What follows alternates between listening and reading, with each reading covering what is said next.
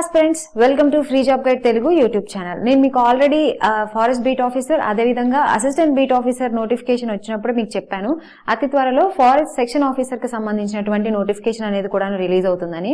So నేను ఏదైతే చెప్పానో అది ఆల్రెడీ మనకి నేను చెప్పినట్లుగానే ఫారెస్ట్ సెక్షన్ ఆఫీసర్ కి సంబంధించి ఏపీఎస్సీ నుంచి నోటిఫికేషన్ అనేది రావడం జరిగింది. ఇవాళ వీడియోలో ఆ ఫారెస్ట్ సెక్షన్ ఆఫీసర్ గురించి ఏదైతే నోటిఫికేషన్ వచ్చిందో ఆ నోటిఫికేషన్ కి సంబంధించినటువంటి పూర్తి వివరాలన్నీ ఈ వీడియోలో తెలుసుకుందాం. సో ఈ వీడియోలో భాగంగా ఆల్రెడీ ఫారెస్ట్ సెక్షన్ ఆఫీసర్ సంబంధించి నోటిఫికేషన్ అనేది రావడం జరిగింది. తర్వాత ఎన్ని నెంబర్ ఆఫ్ వేకెన్సీస్ వచ్చినాయి, తర్వాత ఇంపార్టెంట్ డేట్స్ కానివ్వండి, శాలరీ కానివ్వండి, ఎలిజిబిలిటీ క్రైటీరియా కానివ్వండి, స్కీమ్ ఆఫ్ ద ఎగ్జామినేషన్ కానివ్వండి, ఇలాంటి విషయాలన్నీ కూడాను ఈ వీడియోలో తెలుసుకుందాం.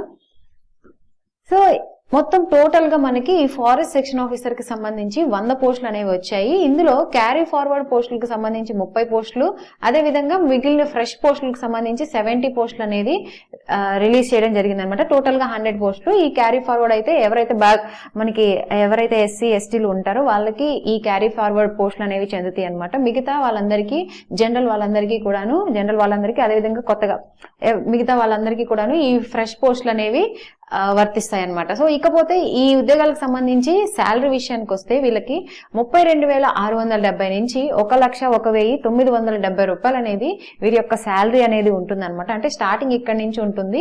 అదేవిధంగా వాళ్ళ రిటైర్మెంట్ అయ్యే టైంకి ఈ విధంగా శాలరీ అనేది ఈ విధంగా ఉంటుంది అనమాట. ఇకపోతే ఎడ్యుకేషన్ క్వాలిఫికేషన్స్ అంటే ఎలిజిబిలిటీ.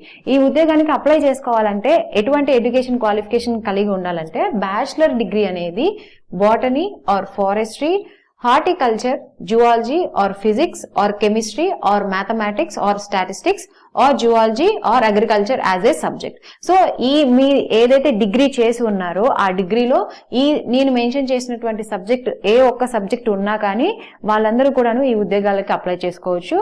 లేదంటే దాంతో పాటు bachelor degree in engineering with chemical engineering in or mechanical engineering or civil engineering. దీంతో పాటు బీటెక్ లో ఎవరైతే chemical engineering, mechanical engineering or civil engineering complete చేసి ఉన్నారో వాళ్ళు కూడాను ఈ ఉద్యోగాలకి అప్లై చేసుకోవచ్చు అనమాట. ఇది ఈ ఉద్యోగాలకి అప్లై చేసుకోవాలంటే కావాల్సినటువంటి ఎడ్యుకేషన్ క్వాలిఫికేషన్స్. దీని తర్వాత ఏజ్ విషయానికి వస్తే మినిమం ఏజ్ వచ్చేసరికి 18 ఇయర్స్ ఉండాలి, మాక్సిమం వచ్చేసరికి 30 ఇయర్స్ ఉండాలి. దీంతో పాటు గవర్నమెంట్ ఆఫ్ ఇండియా రూల్స్ ప్రకారం మనకి ఏజ్ రిలాక్సేషన్స్ అనేవి వర్తిస్తూ ఉంటాయి. ఎవరైతే ఓబీసీ, ఎస్సీ, ఎస్టీలు ఉంటారో వాళ్ళకి అప్ టు 5 ఇయర్స్ పాటు ఏజ్ రిలాక్సేషన్ అనేది ఇవ్వటం జరిగిందనమాట. సో వాళ్ళు 35 ఇయర్స్ వచ్చేంత వరకు కూడాను వాళ్ళు ఈ ఉద్యోగాలకి అప్లై చేసుకోవచ్చు. డేట్ ఆఫ్ అప్లికేషన్ అనేది ఈ మంత్ 28 నుంచి స్టార్ట్ అవుతుంది, ఎఫ్ఎస్ఓ అప్లికేషన్ డేట్. అదేవిధంగా లాస్ట్ డేట్ వచ్చేసరికి August 17 తోటి ఈ అప్లికేషన్ డేట్ అనేది ఎండ్ అయిపోతుంది అనమాట. Coming to the pattern of the examination. Pattern of the examination వచ్చేసరికి నేను మీకు already how to prepare for FBO, ABO అదేవిధంగా ఎఫ్ఎస్ఓ కి సంబంధించి ఒక కంప్లీట్ వీడియో అయితే చేశాను మన ఛానల్లో. ఆ ఛానల్లో మీకు ఆల్రెడీ సిలబస్, న్యూ సిలబస్ అదేవిధంగా ఓల్డ్ సిలబస్ కంపారిజన్ కూడా చేసి చెప్పడం జరిగింది.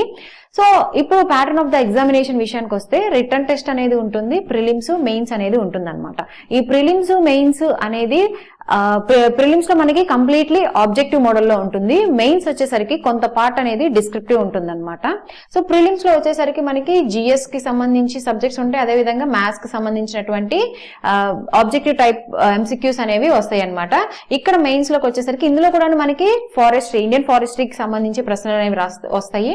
అదేవిధంగా మెయిన్స్ కూడా ప్రిలిమ్స్ కి ఏదైతే సిలబస్ ఉందో మెయిన్స్ కూడాను అదే రకమైనటువంటి సిలబస్. జిఎస్ ఉంటుంది, మ్యాథమెటిక్స్ ఉంటుంది, ఇండియన్ ఫారెస్ట్రీకి సంబంధించినటువంటి సిలబస్ అనేది ఉంటుంది.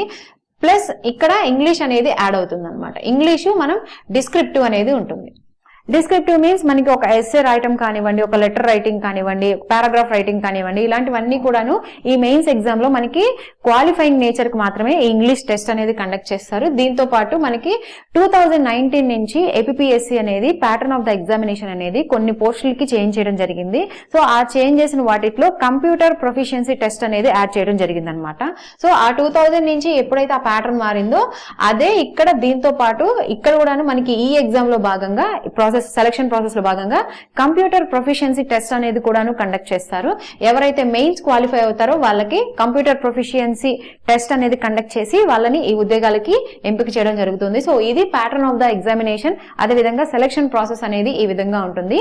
ఇకపోతే అప్లికేషన్ ఫీ విషయానికి వస్తే ఎవరైతే SC, ST, BC, ex service men ఉంటారో వాళ్ళకి ఎటువంటి ఫీ అనేది లేదు. ఫీ ఎగ్జామ్షన్ అనేది ఇవ్వడం జరిగింది వీళ్ళందరికీ కూడాను. ఎవరైతే మిగతా జనరల్ క్యాండిడేట్స్ ఉంటారో వాళ్ళకి 250 రూపాయలు ప్లస్ 80 రూపాయలు అనేది జిఎస్టీ అనేది ఉంటుంది. సో టోటల్ గా 330 రూపాయలు అనేది మిగతా జనరల్ క్యాండిడేట్స్ అందరూ కూడాను అప్లికేషన్ ఫీ అనేది పేమెంట్ చేయాల్సి ఉంటుందన్నమాట. ఇకపోతే అప్లికేషన్ లింక్ అనేది నేను మీకు కింద డిస్క్రిప్షన్ లో మెన్షన్ చేస్తాను. సో ఎవరైతే ఇంట్రెస్టెడ్ క్యాండిడేట్స్ ఉన్నారో వాళ్ళు ఈ అవకాశాన్ని వదిలిపెట్టుకోవద్దు. సో ఎందుకంటే ఆల్మోస్ట్ పే స్కేల్స్ అవన్నీ కూడాను చాలా మంచిగా ఉంటాయి ఈ ఉద్యోగాలకు సంబంధించి. సో ఇది ఫారెస్ట్ సెక్షన్ ఆఫీసర్ కి సంబంధించినటువంటి పూర్తి వివరాలు. ఇంకా మీకు ఫారెస్ట్ సెక్షన్ ఆఫీసర్ కి సంబంధించి ఎటువంటి డౌట్స్ ఉన్నా కానీ నాకు కమెంట్ బాక్స్ లో కమెంట్ చేయండి, నేను మీకు వెంటనే రిప్లై ఇస్తాను. ఇలాంటి మరిన్ని జాబ్ అప్డేట్స్ కోసం please follow our free job guide Telugu YouTube channel. Thank you.